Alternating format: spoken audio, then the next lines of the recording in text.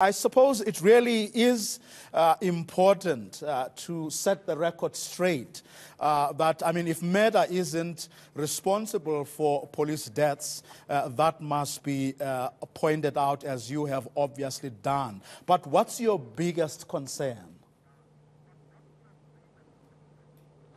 Well, firstly, no SAPS officer should be killed on duty or off duty. So the intentional killing of any police officer is a matter of concern. It's a tragedy for family and friends, and we should carry on working to save police lives.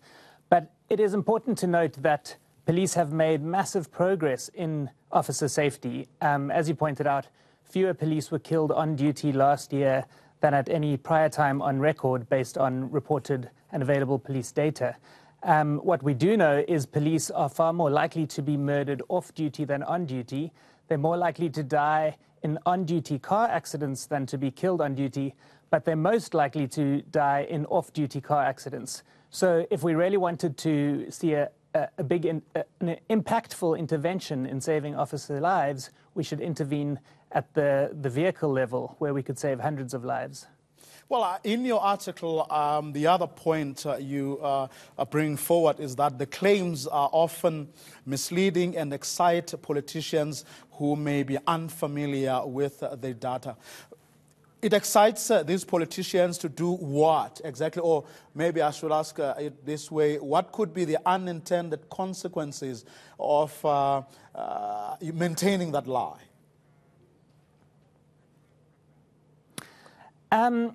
The human mind doesn't engage with data rationally. So we hear of an anecdote, we hear of a police killing, and a press statement goes out, and there's a sense that there is a spike in killings or that police are being targeted. It's easy to take a single incident and to blow it out of proportion. Of course, it's a tragedy, as I say, but it is very important to note that the trend is going down. If we promote the idea that police are increasingly under danger of lethal attack, police are more likely to be afraid. Some might be more likely to revert to or use lethal force preemptively in defense. We recently heard the Minister of Police say that when police come across cop killers, they should not be kind to them. And that could be interpreted as a veiled hint that police should use force against violent criminals, which has an emotional appeal to it. But we want our police to enforce the rule of law, to use minimal force to win public trust. They won't do that by seeking to abuse people they perceive as threatening. Okay. Now, there's a couple of numbers I want to go through with you from your study or information that you've provided us with. You're saying the risk of being murdered is also lower for police while on duty than it is for the average South African. Now, there was a time in South Africa where there was a lot of pressure, and I remember this came up in Parliament not too long ago as well, because a lot of police didn't have matric, and some others didn't have a driver's license. Now, when you say that there should be an improvement in their driving habits and abilities on the road, could that be the reason that there's been a lot of pressure on police to actually drive, and they are on the road even before they can actually, learn to drive better? I don't think it's necessarily a matter of police not having the capacity to drive vehicles. The occupation predisposes police to road accidents for a number of reasons.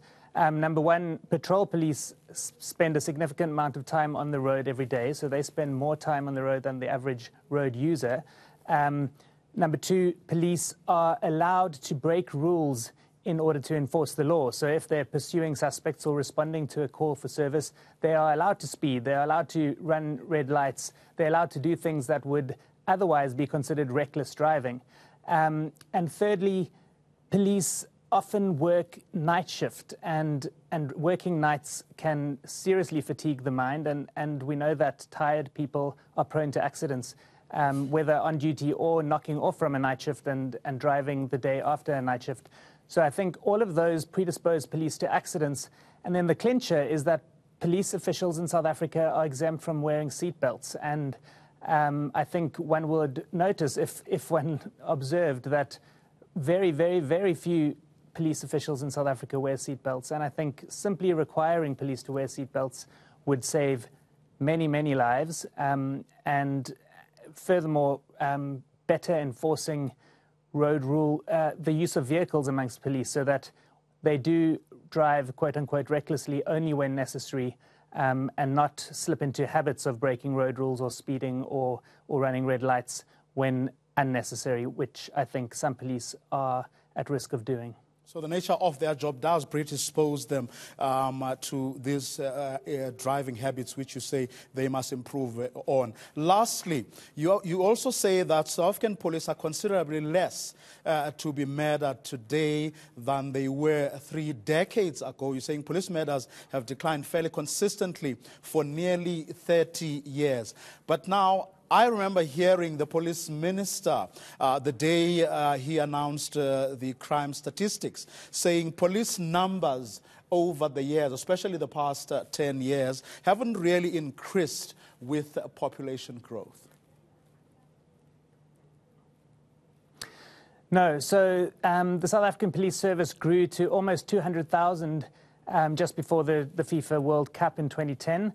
And it's declined slightly ever since, but it is still much larger than it was in the early 1990s. The South African Police Force, before it merged with the Homeland Stations, the Homeland Police Forces, was just over 100,000. And even at that time, the South African Police Force was losing 265 members a year in 1993 to murder both on and off duty.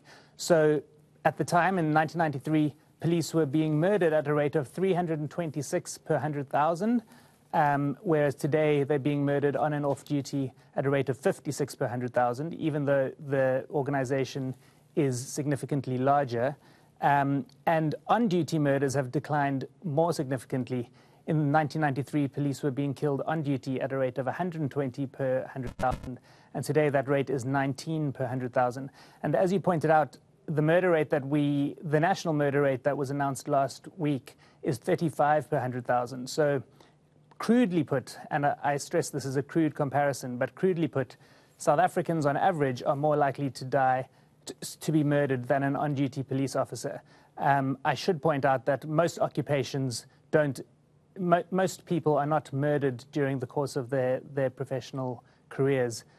So it is a crude comparison, but I think it's important to point out nonetheless that on-duty police officers are less likely to be killed than the crude average murder rate in South Africa.